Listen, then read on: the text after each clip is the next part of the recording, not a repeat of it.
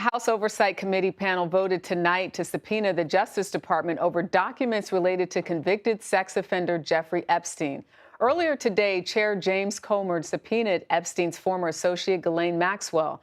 The committee has asked her to sit for a deposition on August 11th at the Florida prison where she's currently serving her 20-year sentence. Back in 2021, Maxwell was convicted on sex trafficking charges in connection to her association with Epstein. Earlier this week, Speaker Mike Johnson canceled the final day of votes ahead of the House's 5-week August recess. It comes as lawmakers on both sides of the aisle push for the release of files related to Epstein. Johnson spoke to reporters today about his decision to send members home early. No one in Congress is blocking Epstein documents. No one in Congress is doing that. What we're doing here, Republicans are preventing Democrats from making a mockery of the Rules Committee process because we refuse to engage in their political charade.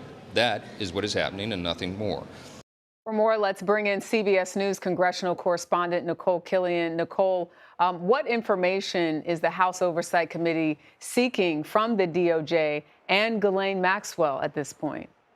Yeah, well, let's just be clear. Obviously, these are two separate requests, but coming from the same committee. So earlier this evening, we did see that vote within a House Oversight Subcommittee calling on the Justice Department or issuing a subpoena for the Justice Department to release the Epstein files and more information pertaining to those files. Separate from that, we also saw the House Oversight Committee move earlier this afternoon to subpoena Ghislaine Maxwell, who, of course, was an associate of Jeffrey Epstein. And through that subpoena, the committee is seeking a deposition from Maxwell because she has expressed an interest in testifying. This, of course, was prior to all of the developments that have transpired as of late. But based on her desire to speak about this case, they wanted to move forward with this subpoena. And so they have asked if they can do so sometime next month at the federal prison facility where she is being held.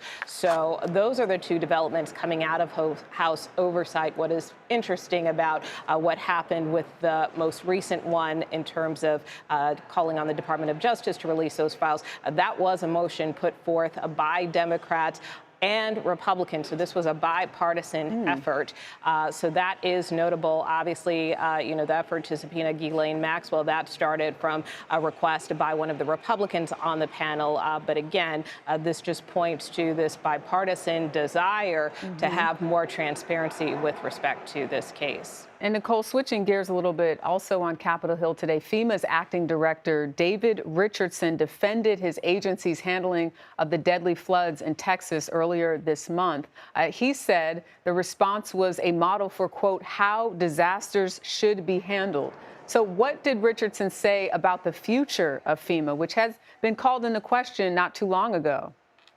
Yeah, well, obviously, we know that the Trump administration has made clear that it wants to scale back the agency. And so the acting director did kind of reiterate that desire from the standpoint of having states take on more responsibility when it comes to handling emergencies and natural disasters. But for the bulk of this hearing, he did face quite a lot of questions with respect to that flooding disaster in Texas. And basically, many members pressed him on the agency's response and the fact that it did take him many days to not only go visit the region, but also to issue a statement about the incident. So he was pressed repeatedly on those points, but still defending the agency's response nonetheless.